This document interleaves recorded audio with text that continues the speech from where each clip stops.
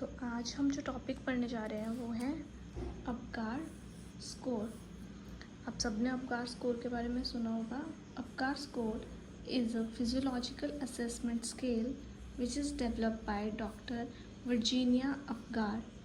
इनके नाम पे ही इसका नाम पड़ा था अपगार स्कोर। इनका नाम था डॉक्टर वर्जीनिया अपगार इन 1952।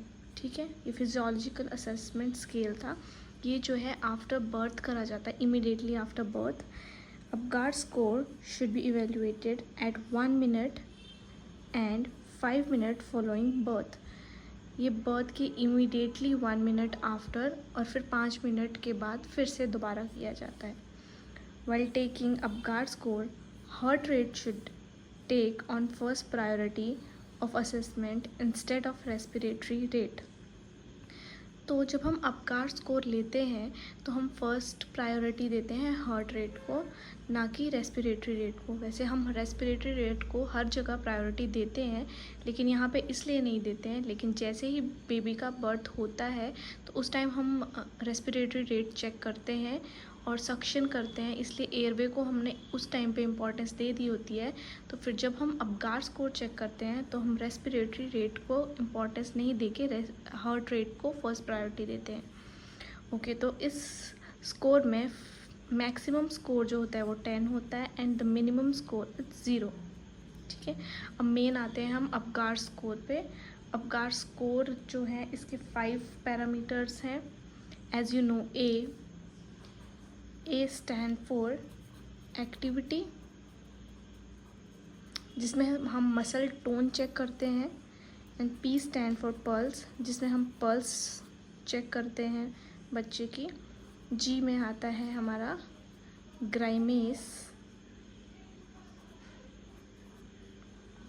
जिसमें हम रिफ्लेक्स चेक करते हैं बच्चे का। And then A4 stand for appearance, and the last R stand for respiratory efforts।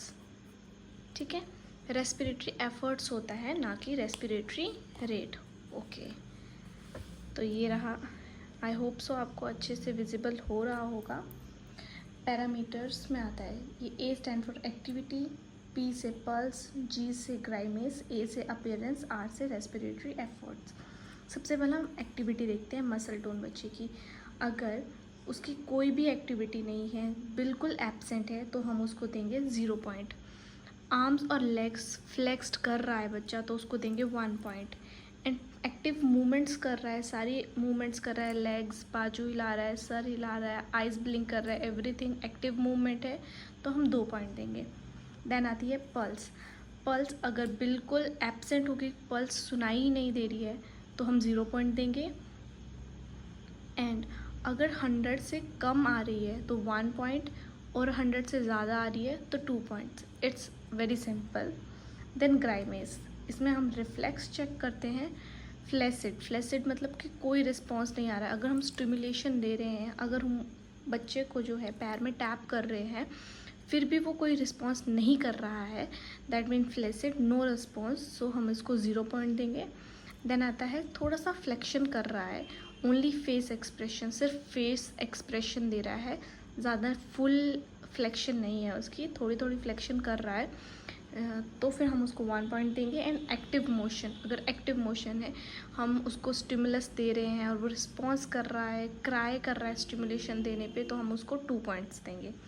Then आता है हमारा अपीयरेंस। अपीयरेंस में हम स्किन कलर देखते हैं बच्चे का, अगर ब्लू और पेल है, तो उससे पता चलता है कि बच्चा साइनोस्ड है, तो हम 0 पॉइंट देंगे उसको। अगर बॉडी पिंक है और बच्चे की एक्सट्रीमिटी ब्लू है, बॉडी तो पिंक है लेकिन एक्सट्रीमिटी ब्लू आ रही है, हाथ जो हैं वो ब्लू कलर के हैं, पाँव ब्लू कलर के हैं, तो दैट इज़ कॉल्ड एक्रोसाइनोसिस, और उस पर भी हम 1 पॉइंट देंगे।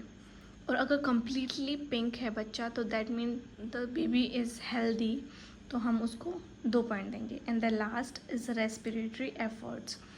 अगर कोई रेस्पिरेटरी एफर्ट्स नहीं है, उसकी चेस्ट राइज नहीं करी है, वो बिल्कुल मूवमेंट नहीं कर रहा है, तो एब्सेंट है रेस्पिरेटरी, हमने चेक करा तो एब्सेंट है तो 0 पॉइंट, वीक और इरेगुलर है तो 1 point, and strong and vigorous cry है। अगर विग्रस क्राई है और स्ट्रॉन्ग है रेस्पिरेटरी रेट तो हम 2 पॉइंट्स देंगे। That's all. ये था अब गार्ड स्कोर।